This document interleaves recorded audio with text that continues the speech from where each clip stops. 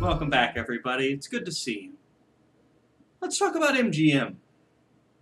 In 2003, MGM had their hands on two very, very good television series on Showtime.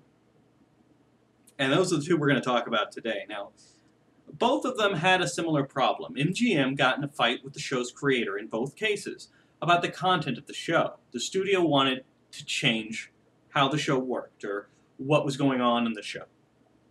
And you actually had the creators deal with it in two different ways, which led to two different problems. First one I'd like to talk to you about is Dead Like Me. Now, you've probably heard of Dead Like Me. And if you haven't, it's definitely worth a look. The main point of the show is it focuses on Reapers. It actually kind of is like the show Reaper, except it's a little bit more down to earth, if that can make sense. Our main character, George, a female, George, gets taken out by a piece of debris from the International Space Station, just dies on her way to work. And it turns out she is one of the people randomly chosen to become a Reaper. What are you, like, angels or something? No, ma'am. Angels don't like getting their hands dirty, you know, upper management types. We have the unfortunate distinction of being called Grim Reapers.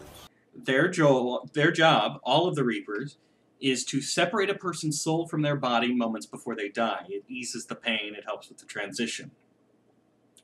So there's a nice little group of them that meet up at the local Waffle House every morning, and they get their assignments, be at this place, at this time, to collect this soul from this guy.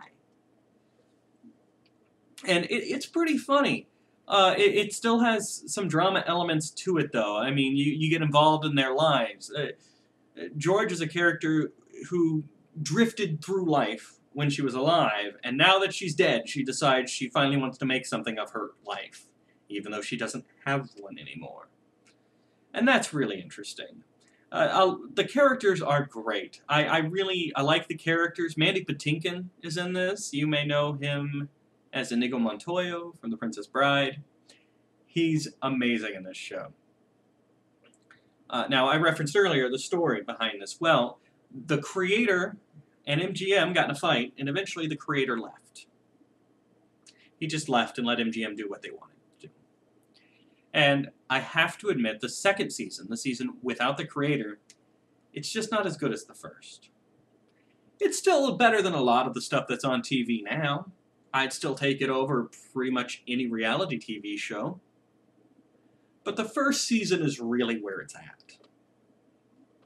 So it's a little quirky, it's a little offbeat, and it's definitely worth you checking out. Now, at the same time, we had Jeremiah. This one you probably haven't heard of, even though I believe I mentioned it before in another video, and I know I've used clips of it in WTF Cinema. Jeremiah is a great show. It's simply outstanding. Now, I have a particular weakness for the post-apocalyptic genre. And this is one of those, but with a whole new twist. In a lab somewhere, scientists created a virus. Obviously, this virus was meant to decimate enemy countries, but it got loose. Virulent virus. It kills everybody over the age of puberty. And it goes fast. You're talking days, weeks at most, from infection to death. And it sweeps the globe. Every adult wiped out within a month, with 2 months, something like that. They never work out the exact time frame, but quick. A planet full of orphans. 20 years later, our series starts. Now I see why these guys think they're so superior and all. How do you figure? I ain't never seen nobody run that fast in my life. You see that, Jeremiah? Well, check this out, baby. Yeah. Pretty damn fast. All right, we better get going before they look up here. Nobody saw us. Nobody knows we're here. We did what we came to do. Yeah.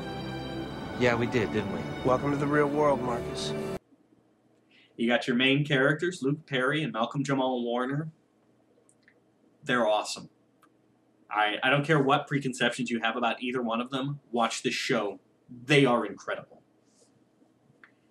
And they're just trying to make their way in a world that's been devoid of guidance and hope their entire lives. Everything's breaking down. Nobody's making new stuff. Now, the point of the show is that they encounter some kids who grew up locked in Thunder Mountain, which is NORAD. Now, they had supplies. They had everything they could want. They actually had the ability to prepare for this. And so Jeremiah and his buddy, Malcolm Jamal Warner, start trying to piece the world back together through the guidance of the people at Thunder Mountain. It's a great story. Not a lot of humor here, guys. It's pretty much a drama, but it is great. It is written and created by J. Michael Straczynski from Babylon 5 and countless other things. But again, he had the same issue with MGM. They wanted to control the content. But in this case, JMS stood up and fought them every step of the way, which killed the show. First season is great. Second season, where JMS was standing up for himself and fighting every step of the way, even better. It's incredible. Sean Astin comes in and joins the cast, and I think it's one of my favorite performances he's ever done in anything.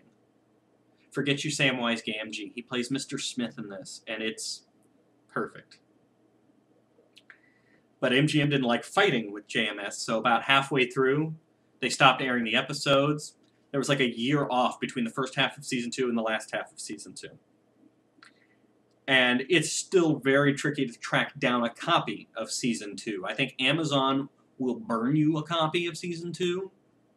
Netflix used to have it. Now they don't even have it. It's hard to find Season 2, but it's worth it. God, I would love for there to be a Season 3. And a 4 and a 5. It's just an amazingly well-made story. It's a story I haven't seen 100 times before. It's characters that I've never seen in situations like this, because I've never seen a situation like this. And the plot elements all start tying together and building towards a climax. And if you like the sci-fi genre at all, you owe it to yourself to give this one a shot. Now, I will warn you, because it was on Showtime, there is language and nudity. Dead Like Me also has language. It never has any nudity, though. Now, it's not tons of nudity, and it's not gobs of swearing. I could probably watch it with my mother, Jeremiah. In fact, I did watch Dead Like Me with my mother.